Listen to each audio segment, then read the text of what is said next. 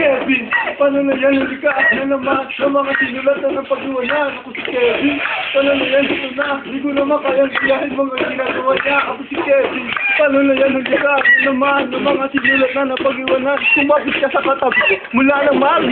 Ang boses ka sa pinakakita niyo ang liriko si Kevin, taga mauban kayo. Binatala ng isa sa entablado, kumapaan ng aking mukha. Bumabanga pag nidapa, dito sumulat mga salita. Tawagan mo na abo, sabi sa kanya ko, nag-uugal lahat ng uhuli ng liriko. Narito na ang batang dati niya, gusto hawakan bakit nagata sa ulit subuak. Hawakan ang mito mo, makinig sa tulang ko, mga bulong-bulungan sa paligid, panatawanan sa mabalo ng galing mga nagsula, mga sinungaling matapos yung bitawan, hindi ko muna nabasa. Mula sa lawan ng aking nagbabago sa lita.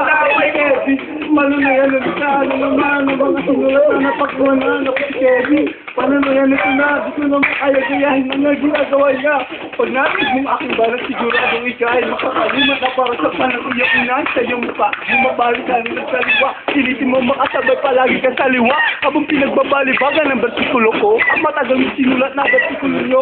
Kahit pagsama-samahin pa lahat ng versikulo nyo, ay hindi kayang tapatan ng mga awit dito. Pati damit ko, kahit gaano pa kamahal. Sa tenga ng mga tao, ano ang sumatotal, huwag at sumugay. Kahit saan pa makarating, ano ang nakikita sa harap ng salamin. Alam kong ibig sabihin, hindi mo naka, dahil pa mo kasi, alam mo na pa naman isang datihan na ay nagbabalik. Kakaiban mo, kanyang hinahasin. Ako si Kevin, paano niyan ulit siya? Ano naman, ang mga sinulat na napag-iwanan? Ako si Kevin, paano niyan ulit siya? Ano naman, ang mga sinulat na napag-iwanan? Ako si Kevin.